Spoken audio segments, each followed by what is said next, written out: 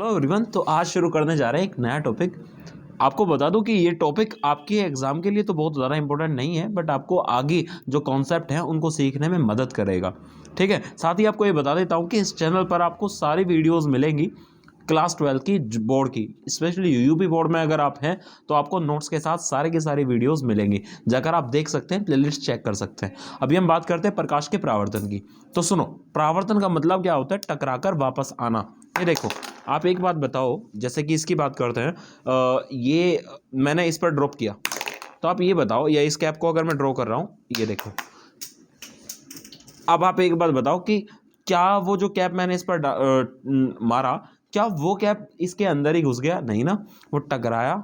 उसने देखा कि वो उसको तोड़ नहीं सकता है, पार नहीं कर सकता है, तो वो टकराकर सिंपली क्या हुआ, रास्ता बदल लिया उसने अपना। ऐसे ही प्रकाश की बात करते हैं, तो प्रकाश भी जब किसी चीज़ से टकराता है, तो अगर वो टकराने के बाद में उस सरफेस से पार निकल सकता है तो अच्छी बात है, और अगर नहीं निकल सकता है तो वो टकरा कर क्या होता है, वापस आ जाता है। और अगर टकरा कर प्रकाश वापस आ रहा है तो इस घटना को हम बोलते हैं प्रकाश का परावर्तन। जैसे देखो, यहाँ एक शीशा आपको दिखाई देगा, इसको हम बोलते हैं दर्पण। ठीक है, तो अगर आप इस बात को देखो तो इस तरफ क्या है, इसके पॉलिश हो रही है। यहाँ अगर हम बात करें, आपको दिखाई दे रहा होगा इस पर जो प्रकाश है जैसे ही टकरा कर आता है तो वो जिस दिशा से आ रहा है, देख लो, उधर से प्रकाश आ रहा है और टकरा कर क्या हो रहा है, वापस जा रहा है इसी डायरेक्शन में। देख पा रहे हो? तो टकरा कर वापस इसीलिए जा रहा है क्योंकि पीछे इसके पॉलिश है, प्रकाश इसको पार नहीं कर सकता है। ठीक है, इसके आर पार आप नहीं देख सकते हो। ठीक है, तो यहां हम बात करते हैं प्रकाश के परावर्तन की। तो टकराकर प्रकाश का वापस जाना ही क्या कहलाता है, प्रकाश का परावर्तन। अगर इसकी जगह पर कोई ऐसी चीज होती जिससे प्रकाश आर पार निकल सकता था तो बहुत आराम से प्रकाश क्या होता है, आर पार निकल जाता है। जैसे देखो, ये अगर आप इसको देखोगे तो इसके आर पार प्रकाश बहुत आराम से निकल रहा है, लेकिन इससे निकल रहा है कि नहीं निकल रहा है। हालांकि इसका भी मैं आपको बताऊंगा रीजन क्या है, पर अभी इसकी बात करते हैं प्रकाश का परावर्तन। कोई डाउट है किसी को? चलो अभी देखो, तो प्रकाश का परावर्तन जो है, प्रकाश किरण का किसी सत्य से टकराकर वापस चला जाना, प्रकाश का परावर्तन कहलाती है। जानकारी के लिए बता दूं, बहुत बेसिक सी चीज है। ये कौन क्या कहलाता है, आपतन कोण। ये क्या कहलाता है, परावर्तन कोण। ये होती है आपतित किरण और ये होती है परावर्तित किरण। ठीक है, आपतन कोण सदैव परावर्तन कोण के बराबर होता है, और आपतित किरण, अविलंब तथा परावर्तित किरण तीनों एक ही तल में होते हैं। ये बहुत बेसिक से थे जो आपको बता देने चाहिए थे, आगे आपके काम आएंगे। ठीक है, कल मैंने आपको उत्तल दर्पण या फिर अवतल दर्पण से रिलेटेड दर्पण सूत्र बताया था, कल का लेक्चर आप जाकर देख सकते हैं। अभी हम बात करते हैं प्रकाश के अपवर्तन की। ठीक है, प्रकाश का परावर्तन समझ में आया आपको। अब प्रकाश के अपवर्तन की बात करते हैं, उसको पढ़ते हैं। तो प्रकाश के अपवर्तन की अगर हम बात करें तो देखो, जब प्रकाश किसी एक प्रकाशिक माध्यम से दूसरे प्रकाशिक माध्यम में जाता है तब इसका वेग बदल जाता है, रास्ता बदल जाता है। यह घटना प्रकाश का अपवर्तन कहलाती है। क्या सच में ऐसा होता है? तो मैं आपको ये सच में होता हुआ दिखाता हूँ। देखो, ये हमारे पास क्या है, ये नोटिस करना, ये क्या है, या फिर इसको देखो, ये लेंस है। ठीक है, अब ये अक्सर कैसा दिखाई दे रहा है आपको? अगर मैं इसके ऊपर रखता हूँ, इसको नोटिस करना आप, तो आप ये नोटिस कर पाओगे कि ये जो इमेज है ये बदल जाएगी। मतलब ये देखने का जो तरीका है आपका, जैसे ये अक्षर आपको दिखाई दे रहा है, अभी आपको ये क्या दिखाई देगा, बिल्कुल डिफरेंट दिखाई देगा। क्यों ऐसा हो रहा है? प्रकाश के अपवर्तन के कारण। ठीक है, जैसे मेरे पास ये ग्लास स्लेब है। ठीक है, आप पिछली वीडियोस जाकर देख सकते हैं, मैंने इस ग्लास स्लेब पर एलईडी टॉर्च लगाकर दिखा रखा है लोगों को कि कैसे सच में बात होती है। तो अगर प्रकाश की बात करते हैं, ग्लास स्लेब में से अगर प्रकाश किरण गुजरती है तब वो जो होती है वो मुड़ जाती है। अच्छा, एक बात बताओ, आपने सुना होगा विरल सघन। अच्छा ये बताओ, सघन या विरल माध्यम बनाता कौन है? कण। अगर आपके पास ज़्यादा कण है किसी माध्यम के अंदर तो वो ज़्यादा घना है, और अगर कम कण है तो वो विरल है। अब हवा में ही रखा हुआ है तो इसके चारों ओर हवा है। अब बताओ, हवा क्या है इसके लिए? विरल माध्यम है, और ये क्या है? सघन माध्यम है। ठीक है ना, सघन और विरल का तो बहुत आसान सा कॉन्सेप्ट है। अभी बात करते हैं, तो जाना प्रकाश किरण को कैसे चाहिए था, ऐसे, पर कैसे जाती है, थोड़ी मुड़ जाती है, बैंड हो जाती है, ऐसे। ठीक है, जाना कैसे चाहिए इसको, ऐसे चाहिए, लेकिन थोड़ा मुड़ जाती है। ये हमारे पास आर और ये है हमारे पास आई। ठीक है, कोई डाउट है किसी को? अच्छा देखो, तो यहाँ पर ये प्रकाश ने अपना रास्ता बदल लिया। ठीक है, जाना उसको ऐसे चाहिए था, लेकिन कैसे जा रहा हो, ऐसे। तो ये घटना क्या कहलाती है बच्चों? प्रकाश का अपवर्तन। प्रकाश का एक माध्यम से दूसरे माध्यम में जाने पर वेग बदल जाना क्या कहलाता है? प्रकाश का अपवर्तन कहलाता है। बहुत डीपली मैं इस पर इजीली नहीं जा रहा हूँ क्योंकि बहुत ज़्यादा ये 10वीं क्लास का कॉन्सेप्ट है और बहुत ज़्यादा आपके लिए अभी यूज़फुल नहीं है क्योंकि बोर्ड के पेपर है। यूज़फुल तो बहुत है लेकिन चूंकि अभी समय नहीं है। अब एक चीज़ ध्यान रखना, यहाँ पर दो नियम थे। एक नियम क्या था आप याद रखो, अपवर्तन के नियम थे। पहला नियम क्या था, आपतित किरण, अपवर्तित किरण, इसे बोलते हैं अपवर्तित किरण, इसे है ना, आपतित किरण, अपवर्तित किरण तथा अभिलंब, आपतन बिंदु पर अभिलंब, तीनों एक ही तल में होते हैं। ठीक है, आपतित किरण देखो और देखो, आपको कुछ डिफरेंट दिखाई दे रहा है? देखो, अगर आप इसको ऐसे देखो नेचुरल तो अलग बात है, और इसको अगर आप इसके थ्रू देखोगे तो अलग डिफरेंस नज़र आ रहा होगा, क्योंकि प्रकाश अब इसमें से होके आ रहा है, कांच में से होके आ रहा है। तो जब प्रकाश किसी दूसरे ये देखो, तो जब ये प्रकाश होके आएगा तो इसका जो रास्ता है, इसकी जो तरंग दैर्ध्य है इसका वो बदल जाएगी। अब सुनो, तो आपतित किरण, अपवर्तित किरण तथा आपतन बिंदु पर अभिलंब तीनों एक ही तल में होते हैं। और दूसरा नियम क्या है हमारे पास? दूसरा नियम है हमारे पास ये साइन आई बटे, ये काम आएगा तुम्हारे, बटे sine R is equals to N, नियतांक। ठीक है, ध्यान रखना, ये बहुत ज़रूरी है आपके लिए, तैयार करना चाहिए। इसको बोलते हैं स्नेल का नियम भी। ठीक है, स्नेल का नियम। तो पहला नियम क्या हुआ, आपतित किरण, अपवर्तित किरण तथा अभिलंब तीनों एक ही तल पे होते हैं। दूसरा, आपतन कोण की ज्या यानी कि साइन आई बटे साइन आर का अनुपात सदैव एक नियतांक होता है। ये काम आएगा तुम्हारे ये। ठीक है, अच्छा, यहाँ जो n है ये क्या है, इसके बारे में चर्चा करते हैं। ठीक है, देखो इस पर छोटे छोटे क्वेश्चन आते भी हैं। अब एक शब्द आप बार बार सुनोगे इस पूरी यूनिट में, अपवर्तनांक, अपवर्तनांक, अपवर्तनांक। होता क्या है, सुनो, आपने कहा कि जब प्रकाश किसी एक माध्यम से दूसरे माध्यम में जाता है तो उसका वेग बदल जाता है। अब वेग बदलने का मतलब ये है कि कितने गुना वेग बदल रहा है, ये पता करते हैं। जैसे फॉर एग्जांपल, प्रकाश की सबको पता है निर्वात में चाल कितनी होती है, 3 × 10⁸ लगभग इतनी होती है मीटर प्रति सेकंड। अब प्रकाश किसी, मान लो मैं कांच के अंदर गुजार रहा हूँ, मुझे कांच का अपवर्तनांक चाहिए, तो कांच के अंदर मुझे प्रकाश को गुजारना है, मुझे ये देखना है कि कांच कितने गुना प्रकाश की चाल को कम कर सकता है। अब कांच में जो प्रकाश की चाल हमने नापी, वो नापी कितनी हमने, लगभग 2 × 10⁸। अब मैं आपसे पूछना चाहता हूँ कि कांच ने प्रकाश की चाल को कितने गुना कम कर दिया। तो इसके लिए आप क्या कहोगे, सर तुलना कर लो। जब तुलना करोगे तो आपके पास निकल जाएगा 1.5, एक नियतांक निकल गया ना 1.5। अब मैं ये कभी भी कह सकता हूँ कि कांच प्रकाश की चाल को 1.5 गुना कम कर सकता है। तो ये 1.5 ही क्या है आपका, ये अपवर्तनांक है। यानी कि ये पता लगाना कि कोई माध्यम कितने गुना प्रकाश की चाल को कम कर सकता है। अच्छा, फ़ायदा क्या हुआ इससे, तो इससे आपने एक टैग दे दिया कांच को आपने कह दिया 1.5। तो अब कोई भी अगर पढ़ेगा तो उसको बार बार प्रैक्टिकल करने की ज़रूरत नहीं है, उसको पता लग गया कि ये प्रकाश की चाल को 1.5 गुना कम कर सकता है।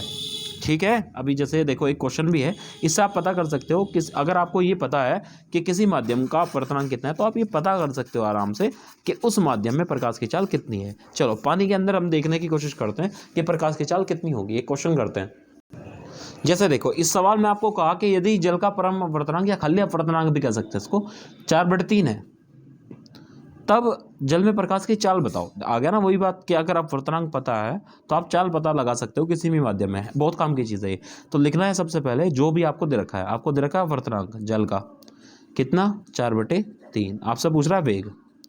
अब फॉर्मूला क्या होता है हमारे पास, n बराबर होता है c/v। ठीक है जी, n का मान क्या है 4/3, c का मान कितना 3 × 10⁸ अब बताओ क्या करना चाहिए, इसको दे ले लो, इसको दे ले लो, तो बताओ ज़रा v कितना आ जाएगा, 3 दिया 9, तो कितना आ जाएगा हमारे पास 9 बटे ये 4 कहाँ जाएगा भाग में, गुणा 10⁻⁸ कितना 8। अभी आप मुझे बताओ इससे इसको काटें कितनी बार कट जाएगा, 2.25 बार। तो पता लग गया ना प्रकाश की जल में चाल कितनी है, 2.25 मीटर प्रति सेकंड। तो ये बहुत काम की चीज़ है तब जब आपको निकालना होता है कि किसी माध्यम में प्रकाश की चाल कितनी होगी। ठीक है, ये हुआ। एक और शब्द आपके बार बार क्वेश्चन में आता रहेगा, सिर्फ सापेक्ष अपवर्तनांक, सापेक्ष अपवर्तनांक, सापेक्ष अपवर्तनांक। तो ये भी आपको मैं समझा देता हूँ। आज का लेक्चर बहुत छोटी छोटी चीज़ों को लेकर है जो कि तुम्हें इस यूनिट में काम आएंगी। ठीक है, इनके बिना आप अगर जाते हो तो फिर वो रट्टाफिकेशन वाला ज्ञान है और वो देना मैं नहीं चाहता हूँ। ठीक है, देखो आगे। अब देखो यहाँ पर आपको कई बार क्या देता है कि किसी एक माध्यम का दूसरे माध्यम के सापेक्ष अपवर्तनांक है क्या चीज़, सुनो।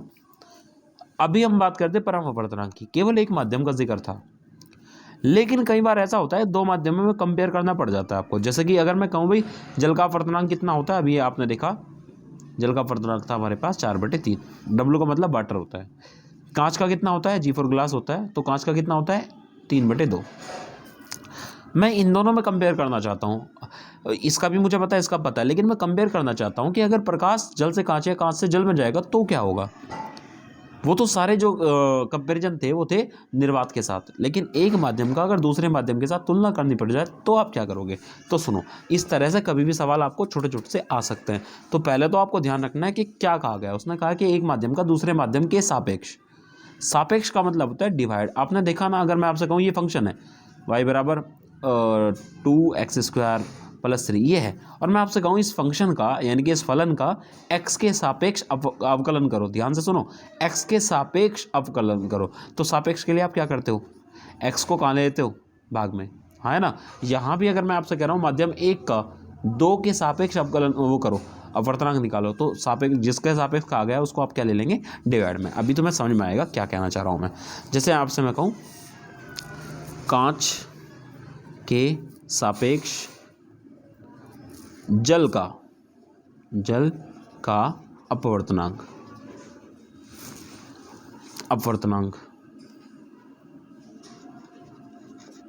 तो इसको लिखेंगे कैसे, देखो कांच के सापेक्ष जल का अपवर्तनांक, तो लिखेंगे कैसे इसको हम, GNW, कांच के सापेक्ष जल का। अब इसको करना कैसे है, आप बताओ जरा, किसका कहा उसने बेटा, जल का अपवर्तनांक कहा है, तो जिसका कहा है उसको ऊपर, जिसके सापेक्ष में कहा गया है उसको नीचे। ठीक है, ध्यान रखना ये बात,